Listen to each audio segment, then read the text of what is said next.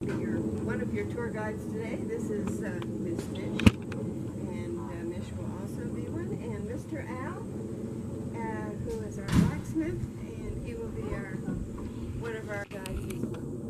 So, welcome to the Cracker Village. The reason we have the Cracker Village here, and we have a cracker right out there. Did you hear that crack? The reason we have this is for our education.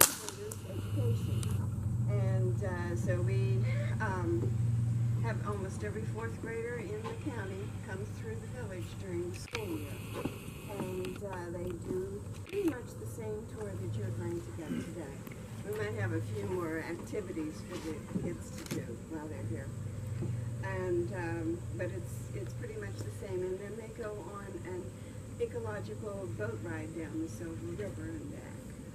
That's for fourth graders. Fifth graders do more of an ecological trip in the museum and on the river.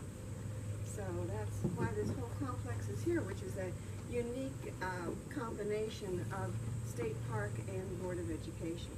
So during the week, we volunteer for the Board of Education, and on the weekends we volunteer for the state park. But it's pretty much the same gig.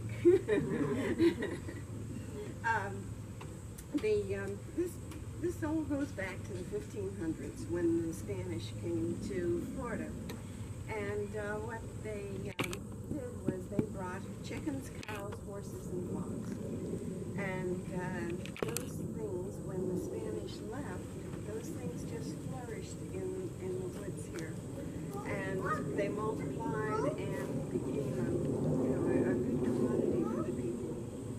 Jumping forward to the early 1800s, in the early 1800s, they had the Armed Occupation Act, and if you were a male, if you were armed with a gun, preferably, or some type of means of defense, and if you farmed 5 acres for 5 years, you got 165 acres for you, and you had to build a structure. Well, I'm the blacksmith.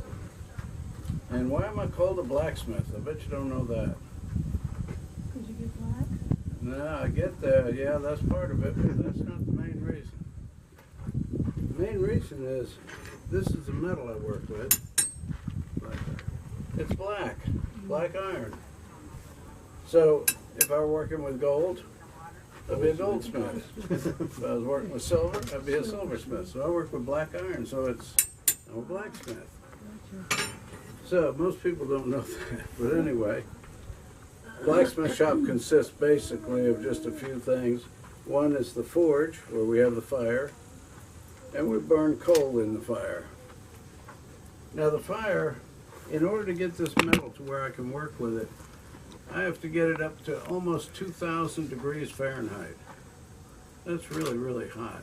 You know, when you think boiling water is 212 and it'll burn you pretty bad. And this has to be almost 10 times that hot.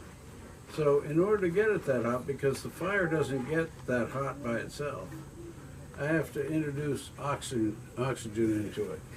And I do that by blowing air into it, which of course has oxygen in it. And I have this. This is a little more modern. You may have seen the old bellows that you used. Well, this was a little more modern invention in the 1800s to make it a little easier and more efficient. And it's just a little fan in there that turns around, blows the air underneath the fire through this tube, and gets it really, really hot. So when I get it really, really hot, then I take it over here to the anvil. There's this big hunk of metal here, and I pound it into the shape I want it. I can do a lot of different things with that little piece of metal to change its shape. And then I can use the vise to hold it when I need a third hand, so to speak. It usually starts glowing a dull red, and then it gets into an orangey color and a bright yellow. And if I go too far, it becomes white, and then it melts into a blob. Then I've ruined it. So it's important to watch it, see it, and also one of the reasons there's a roof on the blacksmith shop is to keep it dark in here so that you can see it better.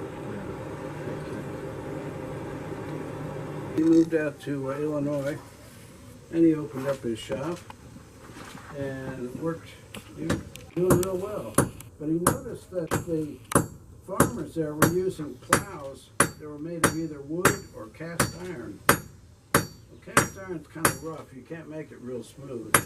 And what happened is the clay-like soil there would stick to the plow, and they'd have to stop about every row and take a shovel and knock the on the ground with a fire under it. The wood source goes in over on that side, and the chimney is on this side. So the heat has to draw all the way around the kettle to be good. They did three major things here. They have cane growing out there, that tall, skinny stuff. The other thing they would do here is when Dad brought back a hog from hunting, the dead hog, they would put in boiling water to get the hair off the hog. And they'd roll it around several times and then scrape the hair off.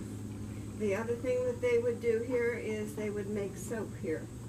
And they would use lye and make their soap with the pig fat and lye and some other concoctions, ashes, water from ashes. And they would stir it up.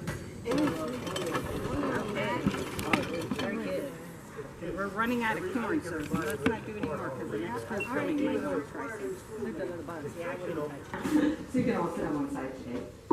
Okay, so back in the 1880s, when the children came to school, she rang the big school bell out there. And that's when it tells you school started. So when you came into the classroom, she would say good morning. And what